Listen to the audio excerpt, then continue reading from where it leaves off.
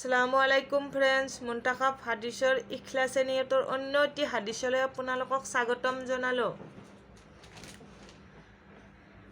হজৰত Anas ইবনে মালিক ৰাজিয়াল্লাহু তাআলা আনহুৱে ৰাসূলুল্লাহ সাল্লাল্লাহু আলাইহি ওয়াসাল্লামৰ ইৰশাদ বৰ্ণনা কৰিছে যে কোনো মানুহৰ বেয়া হোৱাৰ কাৰণে এইখিনিয়ে যথেষ্ট যে দিন দুনিয়াৰ ক্ষেত্ৰত তাৰ প্ৰতি আঙুলিৰে ইংগিত কৰা হয়, কিন্তু যাক আল্লাহ তাআলাই হিফাজত কৰে সি বেয়া হোৱাৰ পৰা ৰক্ষা পায়।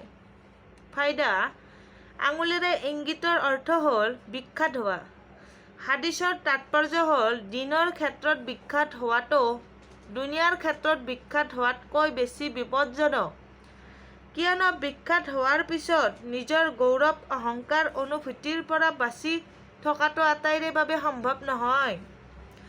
অৱশ্যে যদি অনিচ্ছাকৃতভাৱে আল্লাহ তাআলাৰ ফালৰ পৰা কাৰোবাৰ ক্ষতি লাভ হয় আৰু আল্লাহ তাআলাই তাক নিজৰ কৰুণাৰে নফস আৰু শয়তানৰ পৰা হিফাজত কৰে, তেন্তে এনে মখলুছ লোকসকলৰ ক্ষেত্ৰত খ্যাতিমান হোৱাটো বিপদজনক নহয়। সুবহানাল্লাহ।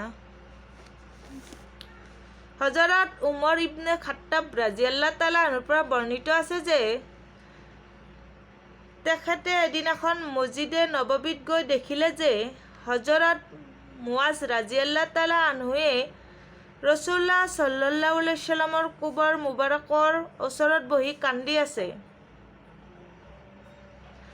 হজৰত উমৰ ৰাজিয়াল্লাহু তাআলা আনহুৱে সুধিলে, আপুনি কিয় কান্দি আছে?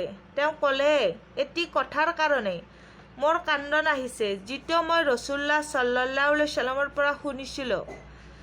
তেখেতে ইৰশাদ কৰিছিল, সামান্যতম লোক প্ৰদৰ্শনৰ চিৰিক, আৰু যিজন ব্যক্তিয়ে আল্লাহ তাআলাৰ কোনো দস্তৰ সৈতে শত্ৰুতা কৰিলে তেওঁ আল্লাহ তাআলাক যুদ্ধৰ আহ্বান জনালে, আৰু নিঃসন্দেহে আল্লাহ তাআলা এনে লোকসকলক ভাল পায় যিসকল নেক হয়, মুত্তাকি হয় আৰু এনেদৰে গোপন হৈ থাকে যে অনুপস্থিত হ'লে অনুসন্ধান কৰা নহয়, আৰু যদি উপস্থিত থাকে তেন্তে তেওঁলোকক মতাও নহয়, আৰু লোকসকলক কোনেও চিনিব নোৱাৰে। তেওঁলোকৰ অন্তৰ হৃদয়ৰ উজ্জ্বল চাকি।